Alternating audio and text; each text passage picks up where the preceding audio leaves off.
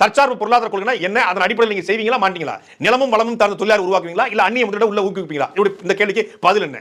இதெல்லாம் தெரியணும்ல. 9 லட்சம் கோடி கடன் இருக்கு. இந்த கடனை எப்படி அடைப்பீங்க? கடன் இல்லாத மாநிலமாக தமிழ்நாடு எப்படி உருவாக்குவீங்க? நான் இலவசத்துக்கு எதிரி இல்ல. இலவசம்னு சொல்லாதீங்க, அது அவமானப்படுத்துக்கு சமம். சலுகைன்னு சொல்லுங்க. சூப்பர். அவங்க விலையில்லா மடிக்கணின்றாங்க, இவர் சலுகைன்னு சொல்லணுமா? இலவசம்னா இலவச கல்வி, இலவச மருத்துவம், இலவச குடிநீர், இந்த மூன்றையும் தவிர, இது மூன்றும் மக்களுடைய அத்தியாவசியம், அவசியம், தேவை. இதை தவிர்த்து விட்டு மற்ற எல்லாவற்றையும் அந்த மக்களே உழைத்து சம்பாதித்து அந்த பணத்தில் வாங்குற அளவுக்கான ஒரு பொருளாதாரத்தை உயர்த்துவேன். அப்ப முதல்ல கல்வி, கல்விக்கேற்ற வேலை, வேலைக்கேற்ற சம்பளம், அந்த சம்பளத்தை கொண்ட தன்மானமிக்க தன்னிகர் இல்லாத ஒரு வாழ்வு அப்படிங்கிறதான் கோட்பாடா இருக்கணும். அதுக்கு நான் இந்த திட்டங்கள் வச்சிருக்கிறேன். இந்த திட்டத்தில் இவ்வளவு வருமானம் வரும், ஏற்றலும் ஈட்டலும் காத்தலும் காத்த வகுத்தலும் வல்லரசு என்பது போல நல்ல திட்டத்தை ஏற்றுவேன். அதை ஒரு தொழிலாக்குவேன். அந்த தொழில் வருமானத்தை வச்சு நான் பள்ளிக்கூடம் கட்டுவேன், மருத்துவமனை கட்டுவேன். நான் குடிநீரை தூய குடிநீர் சூயஸ் போல மக்களுக்கு கொடுக்காம இலவசமாக தண்ணி கொடுப்பேன். அப்படிங்கிற திட்டம் இருக்கா?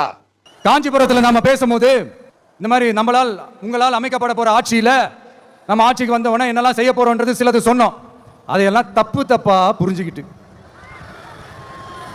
இப்போ சொல்றேன், விளக்கமா சொல்றேன், நான் சலுகைகளுக்கு எதிரானவன் கிடையாது. மக்களுக்கான சலுகைகளை இலவசம்னு சொல்லி அசிங்கப்படுத்துறதுல எனக்கு உடன்பாடு கிடையாது. மக்கள் காசுல மக்களுக்கு செய்யறதை எப்படி இலவசம்னு சொல்லுவீங்க? மக்களின் காசை எடுத்து மக்களுக்கு திருப்பி கொடுக்கிறது இலவசம் என்று சொல்வதை எப்படி நீங்கள் ஏற்கிறீர்கள்? மக்கள் காசுல மக்களுக்கு செய்யறது எப்படி இலவசம் சொல்லுவீங்க? அப்புறம் திமுகவுக்கும் தாவேக்காவுக்கும் மட்டும் தான் போட்டியா அப்படிங்கிற நரேட்டிவை செட் பண்ணிட்டு இருக்காப்ல. களத்துல இல்லாதவங்களை பத்தி நாங்க பேச மாட்டோம். நம்ம மக்களோட மக்களா நிக்கிறேன். செப்டம்பர் 27 கரூர் 41 பேர் துள்ள துடிக்க செத்து கிடக்குறான்.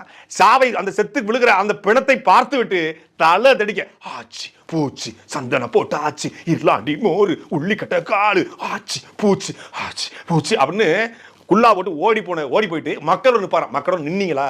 கட்சி ஆரம்பிச்சு 1.5 வருஷமாச்சு. இந்த 1.5 வருஷத்துல மக்களோட நீங்க நின்ற ஒரு போராட்டம், ஒரே ஒரு போராட்டம் சொல்லுங்க பாப்போம்.